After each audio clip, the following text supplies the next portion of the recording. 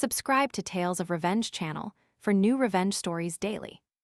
My name is Alex, and when this story begins, I was just 11 years old living in Ohio, a state in the United States of America, with my mother and my older sister Sarah, and our dog Buster, a scruffy terrier mix, with a perpetually wagging tail, the kind of dog who greeted you like you were his entire world every single time you walked into a room. Sarah was 3 years older than me, which meant she was 14 at the time. And those 3 years felt like a lifetime, like a chasm that separated us. Not just in age, but in everything that mattered, in kindness, in empathy, in the basic understanding of how one human being should treat another. My life back then was a constant low hum of anxiety, a background noise that was always present. Sometimes it would spike into sharp peaks of fear. Sometimes it would recede into a dull ache. But it was always there. Sarah was the source of it all. Our father was not in the picture. He had left years before. And while I missed the idea of a father, I did not have the memories of him to truly grieve his absence in the way that Sarah seemed to. Maybe that was why she was the way she was. Maybe the rage and the hurt she felt about him not being there had nowhere else to go. But I was just a kid. I did not understand complex emotional landscapes. I just understood that the person who was supposed to be my sister, my family, my protector, even in some small way, was instead my tormentor, my bully, my personal hurricane of cruelty. She took everything out on me. Everything she felt, every frustration, every sadness, every ounce of anger that boiled inside her, she poured it onto me like scalding water. It was relentless. There was physical abuse. She would shove me, push me down, stairs, pull my hair, twist my arm. Until I cried sometimes. She would just hit me, not hard enough to leave lasting marks usually, but hard enough to sting, to bruise, to make me afraid of her touch. There was emotional abuse, the kind that worms its way into your head and tells you that you are worthless, that you are the reason everything is bad, that you deserve whatever happens to you. She would tell me I was ugly, that I was stupid, that I was a mistake, that I should not have been born. The verbal abuse was a constant barrage of insults and screaming. She had a temper that could ignite in an instant. And when it did, the whole house would feel like it was shaking. She would scream in my face about nothing, about something small that I had done or had not done, or just because she felt like screaming. I learned to make myself small, to be quiet, to try and become invisible in my own home. But it never worked. Sarah always found me. She always found a reason to unleash her anger and her hatred. And it felt like pure hatred directed solely at me, because I was there, because I was easier to hurt, because seeing me happy even for a second seemed to cause her physical pain. I remember one day, I was sitting on the floor in the living room, just playing with Buster. He loved to chase a little red ball, and I was throwing it for him, and he was bringing it back, his tail thumping against the rug. I was genuinely happy in that moment, just me and the dog enjoying a quiet afternoon. And Sarah walked in. She saw me smiling, she saw Buster happy, and something in her just snapped. She did not say a word. She just lunged forward, grabbed Buster by his collar, and yanked him away from me hard. He yelped. He was not hurt badly, thankfully, but he was scared and confused, and she just held onto him, glaring at me, daring me to try and get him back. The message was clear. I was not allowed to have happiness. I was not allowed to have anything good. And she would take it away from me if she could. It was not just about hurting me physically or emotionally. It was about denying me any shred of joy, any moment of peace, any connection with another living being, especially one as unconditionally loving as Buster. I did not understand why she was like that. I only understood that she was hurting me, and that nobody seemed to be able to stop it. My mother, she worked a lot. She was often tired. She saw some of it, of course, but I think she either did not see the full extent of it, or she did not know how to handle Sarah's volatility. Sarah could be charming. When she wanted to, she could put on a show for adults, and my mother might see an argument or a shove, but she would also see Sarah's manufactured tears or hear her side of the story. And she was dealing with her own stuff with our father, leaving with the financial stress of being a single parent. I think she was just overwhelmed. I did not blame her exactly, not then anyway, but her inability to protect me made me feel even more alone, even more vulnerable. So I learned to fight back in the only way I could. I could not match Sarah's physical strength. I tried once or twice to push her back, to defend myself, but she was bigger and stronger, and the reaction was always immediate and severe. She would scream bloody murder louder than I thought a human could scream, and then my mother would come running, and I would be the one in trouble for retaliating. Sarah was a master manipulator. She could turn any situation around to make herself look like the victim, so physical resistance was pointless. But I was not stupid. I was quiet. And I watched, I listened, I learned her patterns, her triggers, her weaknesses. And I started to fight back with words. I could not yell as loud as her, but I could say things that I knew would get under her skin, things that were quiet and cutting. I learned to return the hate verbally, to aim for the little cracks in her tough exterior, the places where her own insecurities lay hidden. I would say things that questioned her popularity or hinted at her own unhappiness. And it felt dangerous. It felt like playing with fire. But it also felt like reclaiming a tiny piece of myself, like I was not completely powerless anymore. But even that was risky. It often just made her angrier, leading to more physical attacks, more screaming, more attempts to break me down. I knew I needed something else. Something that would hurt her in a way she could not just shrug off or twist into my fault, something that was not physical but deeply personal, something that used her own nature against her. I started thinking about it when I was 12. The idea began to form, not just a fleeting thought, but a persistent whisper in my mind. What could I do? What was her weakness? She cared a lot about what other people thought about her, especially her friends. She wanted to be popular, to be liked, to be seen as cool and confident. She was also easily upset, easily thrown off balance, an emotionally volatile person. Yes, that was the phrase that stuck with me. I knew I could use that emotional volatility, her need to be liked, to my advantage. The idea was vague at first, just a feeling that I needed to strike where it would hurt her the most, where she was most vulnerable, not her body, but her social standing, her image, her pride. The thought brewed in my mind for weeks, maybe months, a quiet plan taking shape in the background of my miserable daily existence. And then came the week that would change everything, the week that pushed me over the edge and solidified the vague idea into a concrete and terrible plan. It started like any other week, with Sarah being particularly nasty towards me. The abuse was constant, the screaming louder, the insults sharper. She seemed to be in a perpetual state of rage that week, and I bore the brunt of it all day, every day. But this week was different for another reason. Sarah had a country concert she was going to that weekend with her friends, a big deal for her, something she had been looking forward to for a long time. I knew how much this concert meant to her, and that knowledge added a layer of focus to my planning. Every time she would launch into one of her outbursts of rage, every time she would call me names or scream about how much she hated me, I would play along. I would let the tears come to my eyes, or pretend they did. I would put on a show of being completely devastated, of being broken by her cruelty. I would storm off to my room, slamming the door, not out of genuine heartbroken fury that was real enough, but out of a calculated performance designed to make her think she had won, to make her feel accomplished and powerful. Because once she thought she had gotten to me, once she saw the fake tears or heard the staged sob, she would always head downstairs, usually to watch television or talk on the phone, oblivious to the true emotions swirling inside me, the fear, yes, the sadness, yes, but also something new, something cold and hard and utterly determined.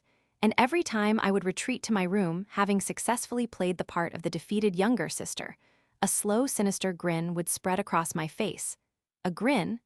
I made sure she never saw, a grin that promised retribution, a grin that belonged to someone who was no longer just surviving, but was planning to strike back. Subscribe to Tales of Revenge channel for new revenge stories daily. The plan began to take shape on Monday of that week. I had noticed a wasp trap hanging outside our back door. It was a bright yellow plastic contraption filled with a sweet, sickly liquid designed to attract wasps and drown them. I had seen my mother pour the solution into it a few weeks prior. And the smell, though sweet, was also vaguely chemical and sticky. An idea sparked in my mind, an idea born of desperation and the growing need for payback. I needed some of that solution, but how could I get it without being seen? I waited until my mother was out, and Sarah was distracted downstairs watching TV. The coast was clear. I crept out the back door, trying to be quiet and careful. I reached up and unhooked the wasp trap. It was heavier than I expected, and the liquid sloshed precariously inside. I carried it carefully back inside and into the Jack and Jill bathroom that connected my bedroom and Sarah's room. I closed the door, locking both sides, a small act of defiance and privacy in a life where I had little of either. I had brought a small plastic cup from the kitchen, one of those cheap disposable ones, and a small spoon. I carefully opened the wasp trap, trying not to spill the foul-smelling liquid. The instructions on the trap had mentioned the solution contained sugars and proteins designed to mimic rotting fruit or some other insect attractant. I dipped the spoon in just under a tablespoon, like the Reddit post said. Although I did not know the Reddit post, I just knew how much felt like enough to be potent. But Hopefully not immediately noticeable, it was a small amount, but concentrated and sticky. I looked at Sarah's shampoo and conditioner bottles sitting on the edge of the tub. They were cheap brands, nothing fancy, the kind you buy in bulk. The conditioner was thick and creamy, the shampoo was a little runnier. I knew I had to be careful to distribute the liquid evenly, so it would mix in and not just sit on top. I started with the shampoo. I unscrewed the cap and carefully poured half of the spoonful of Wasp solution into the bottle. I used the spoon to try and push it down into the liquid. Then I gently swirled the bottle, hoping to mix it in without creating too many bubbles. I did the same with the conditioner, unscrewing the cap, adding the remaining Wasp solution, and swirling the bottle. I wiped down the bottles carefully, making sure there was no sticky residue on the outside. I put the spoon and cup in a plastic bag to dispose of later, away from the house. The wasp trap went back outside, as if nothing had happened. It felt like a small victory, a secret act of rebellion and sabotage. But it also felt incomplete. I had a vague sense that this was just the beginning, that something more was needed to truly make Sarah understand the pain she inflicted. I continued this routine for the next couple of days, Monday, Tuesday, Wednesday, each day. A little more wasp trap solution added to her shampoo, and conditioner, a slow, insidious poisoning of her toiletries. It was a quiet act performed in secret, a stark contrast to Sarah's loud and public displays of aggression. And with each drop, I added my resolve, hardened, my sense of injustice grew. The abuse did not let up. If anything, it intensified. Maybe Sarah sensed a shift in me. A new quiet confidence, maybe. My feigned tears were not as convincing as they had been, but her rage seemed bottomless. She would find fault with everything I did or said, or even thought she would corner me in the hallway just to scream insults in my face. She would try to trip me as I walked past. She was a constant looming threat, a dark cloud that followed me everywhere in our house. And then came Friday, the day of her concert, the day everything escalated. The abuse had been particularly bad all day leading up to it. She was excited about the concert, and her excitement seemed to fuel her cruelty, a volatile mix of anticipation and malice. She was getting ready, getting dressed, putting on her makeup, and I was just trying to stay out of her way to survive the remaining hours. Until she left, I was walking past her room, trying to be quiet, trying not to attract her attention, when she suddenly burst out of her doorway, her face contorted in anger. I don't even remember what she was yelling about, something trivial, I'm sure, something she had manufactured in her mind. But her anger was real, and it was directed squarely at me. She shoved me hard towards the top of the stairs. I stumbled, my heart leaping into my throat. I scrambled to catch my balance, grabbing onto the banister, my knuckles white. She did not stop there. She advanced towards me, her eyes narrowed, her teeth bared. She said something awful, something truly menacing, something that sent a chill down my spine. She threatened to stab me. I do not know if she meant it, if she had a knife on her, or if it was just a terrible thing to say. But in that moment, looking at her face, seeing the sheer hatred in her eyes, I believed her. I believed she was capable of anything, capable of hurting me in any way possible. I stood there shaking after she backed off, after the immediate threat subsided. The terror was still there, but beneath it something else was building, a cold, hard fury, unlike anything I had ever felt before. The Wasp solution plan suddenly felt inadequate. It felt like bringing a water pistol to a wildfire. She had just tried to push me down the stairs. She had just threatened to stab me. This was not sibling rivalry. This was something else, something dangerous, something that required a response that matched the severity of her actions. All bets were off. The line I had drawn in my mind about what was too far evaporated in an instant. There was something else I had considered earlier in the week, something I had initially dismissed as going too far, as being too disgusting, too extreme. I had a small plastic bottle, a water bottle that I had emptied and kept hidden in my room. I had started using it to collect my urine. The idea had been a dark and ugly one, born of pure spite and desperation. But I had decided against it, thinking it was just too much. But now, after the stairwell, after the threat of being stabbed, the idea came rushing back, no longer too far, no longer too much. It felt like the only thing that was enough. I went back to my room, my legs still shaky. I retrieved the bottle. I had been collecting in it for a few days. I took it to the windowsill and placed it in the patch of sunlight streaming through the glass. I wanted it to be warm. I wanted it to be potent. I wanted it to be as nasty as possible. I left it there for a while, letting the sun work its grim magic while I waited. My mind raced through everything Sarah had ever done to me, every insult, every shove, every time she made me cry, the image of Buster yelping when she yanked him away, the constant fear, the loneliness. It all fueled the fire that was burning inside me now, a cold, controlled fire not a wild, destructive one like Sarah's, but one focused on a single purpose: payback, justice, retribution. She had escalated the war, and I was escalating my response once the sun had warmed the bottle and its contents to my satisfaction. I retrieved it. I went back to the shared bathroom, closing and locking both doors again. I took Sarah's shampoo and conditioner bottles. I unscrewed the caps. And this time, I did not measure. I poured the warm urine directly into both bottles, a generous amount, splitting the contents of the bottle between the two. The smell was strong even to me. I could only imagine what it would be like once it was mixed with soap and water and heated by her shower. I added more of the wasp trap solution to what was left in the trap outside. I went and got it and added the rest to the bottles. I stirred the mixtures with the spoon, trying to blend everything together, trying to make sure the urine and the wasp solution were thoroughly incorporated. It was a disgusting process, but I felt strangely detached, like I was performing a necessary task, like a surgeon performing a difficult operation, albeit one driven by vengeance. I wiped down the bottles again carefully. I looked at them sitting there full of my foul concoction, and a grim satisfaction settled over me. This was it. This was my answer to her cruelty, to her violence, to her relentless abuse. She wanted to make my life miserable. Well, I was about to make her concert a memorable experience, for all the wrong reasons. I put the bottles back on the tub ledge, just as they had been before. I cleaned up my mess, disposing of the spoon and the empty urine bottle away from the house, just like I had done with the earlier spoon and cup. I needed to leave as little evidence as possible, just in case she ever suspected something was off. I knew Sarah was running late.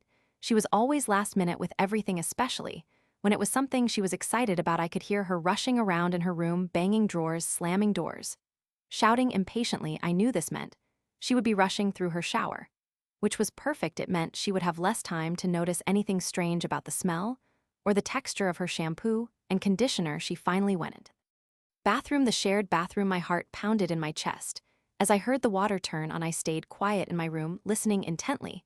I heard the usual sounds of a shower, the water running, the rustling of bottles. I imagined her squeezing the tainted shampoo into her hand, lathering it into her hair, the warm water activating the foul mixture, the wasp solution, the sun-heated urine. I imagined her doing the same, with the conditioner, massaging it into her hair, letting it sit for a moment before rinsing it out. I waited, I listened, I held my breath, and then the shower stopped. I heard her turn off the water, the rustling sounds again as she dried herself.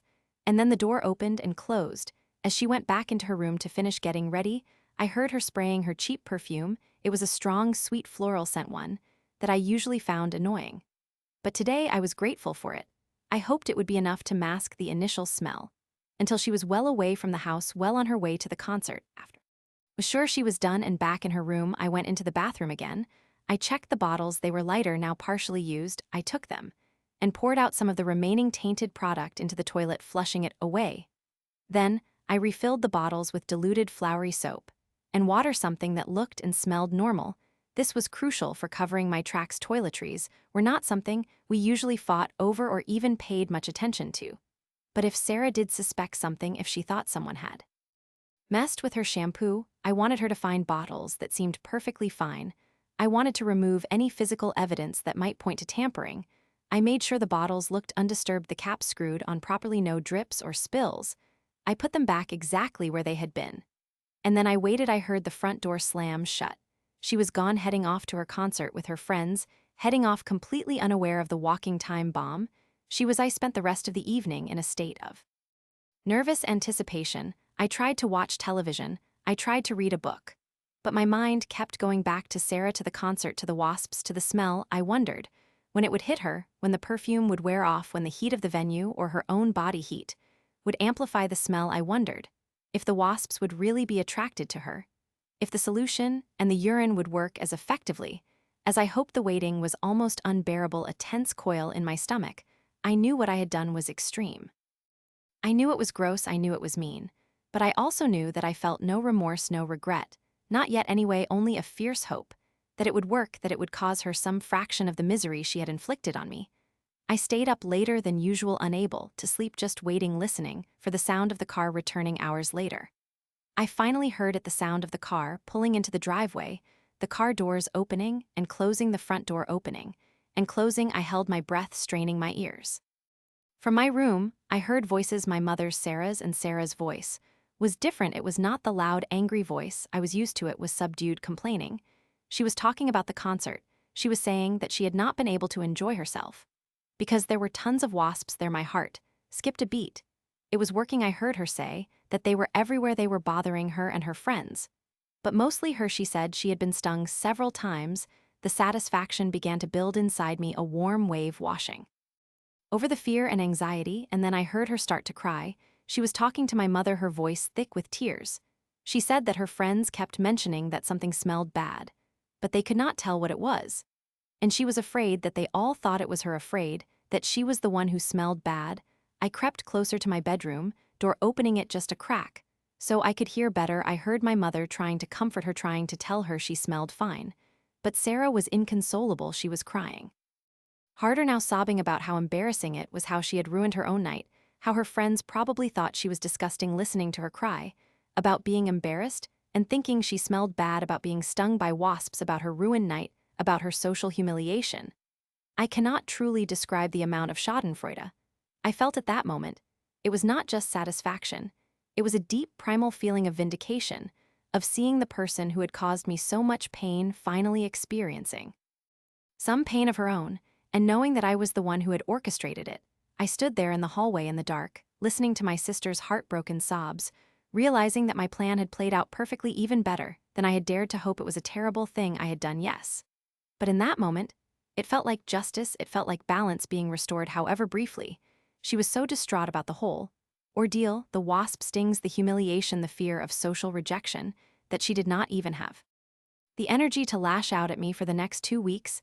It was the longest period of peace I had experienced in years. 2 whole weeks, without screaming, without insults, without physical threats, without feeling that constant knot of fear in my stomach. Those 2 weeks were like a glimpse of another life, a life where I could relax, where I did not have to be constantly on guard, where I could just exist without being targeted. It was a precious gift, even if it was temporary and bought with an act of elaborate and gross revenge. This is the one and only time I have ever acted on a revenge fantasy in such a deliberate and calculating way. It was not something I had planned my whole life. It was born of desperation and pushed to its extreme by Sarah's own terrifying actions. But having done it, having seen the results, having experienced the peace it brought, I do not regret it, not one bit. There is not an iota of regret within me when I think back on it. I do not feel guilt or shame. I feel a cold sense of satisfaction, a knowledge that I took back some small measure of control. In a situation where I had none, I would gleefully do it again, without hesitation. If I had to go back in time, if I was put back in that situation, facing that level of abuse and terror, knowing what I know now, I would do it again, maybe even worse. The experience fundamentally changed me. I learned that I could fight back in my own way. I learned that I had a capacity for darkness, a capacity for retribution that I had not known existed within me. It was a hard lesson learned in a hard life. But it was a lesson that helped me survive. It was the only way I felt like I could level the playing field, even if it was only for a little while, even if it meant stooping to something truly unpleasant. The memory of her crying, the memory of the peace that followed, the memory of the sick satisfaction I felt, they are all etched into my mind. They are a reminder of what I endured and what I did to survive. And I know that no matter what happens in my life, no matter how much time passes, I will never regret turning my abusive sister into a walking piss-stained wasp trap. For a night, it was a terrible thing, yes. But she was terrible first, and sometimes in life, when you are faced with relentless cruelty, you have to fight back with whatever weapons you have available, and sometimes those weapons are unconventional and born of desperation. And the unwavering need for justice, even a twisted, dark kind of justice. And even years later, looking back as an adult, I stand by my 12-year-old self's actions. She did what she had to do to survive, and to find a moment of peace. Subscribe to Tales of Revenge channel for new revenge stories daily.